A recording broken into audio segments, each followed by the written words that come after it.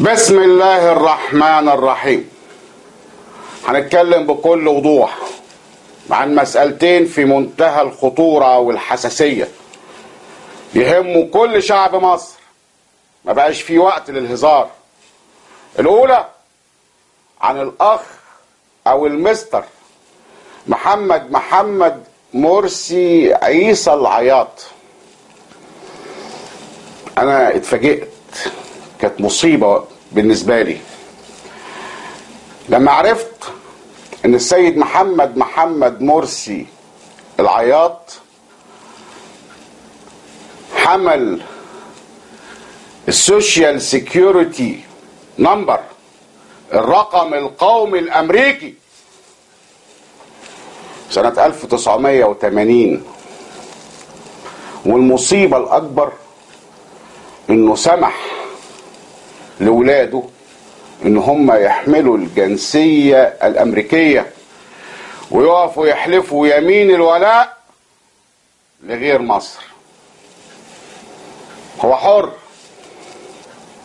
لكن يترشح لمنصب رئيس جمهورية مصر وولاده امريكان؟ ده ما ينفعش ابدا، ما ينفعش. وهو اعترف بعد ما كشفنا امره. وهنحكم العقل كده يا شعب مصر.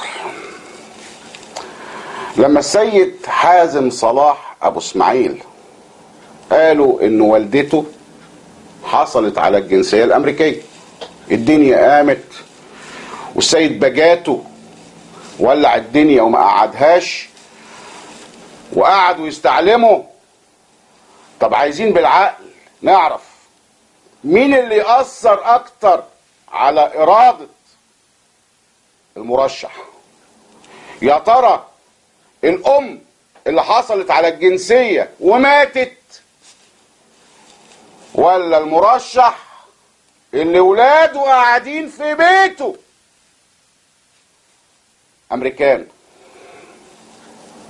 امريكان حالفين اليمين لامريكا؟ يا ترى المرشح ده يقدر يكون حر الارادة لما يتعامل مع امريكا؟ فضيحة بكل المعايير.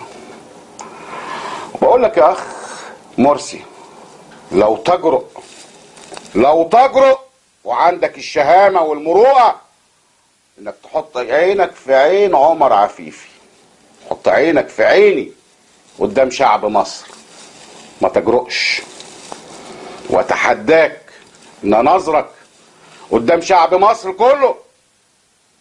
وبنصحك تنسحب، تشوف لك اي حاجة كده، تقول رجلك بتوجعك، عندك المصران الغليظ، عندك عجلة استبن نايمة، اي حاجة، علشان ما تضطرش ان انا اواجهك، علشان ما اكشفش اللي اوحش من كده. وعندك القنوات كلها، لو تجرؤ يا محمد يا مرسي تواجهني اتحداك. ما تقدرش تحط عينك في عين عمر عفيفي. ليه؟ لان عمر عفيفي مفيش على راسه بطحة، محلفش يمين الولاء ولا خد جنسيات دولة تانية غير دولة بلده مصر، اللي ما انتوش عارفين قيمتها وبتمرمغوها في التراب بأطماعكم. انت عارف ان مفيش بيني وبينك حاجة، لكن لما المسألة توصل لمستقبل بلد، لا، اقف عندك، اقف، واتحداك.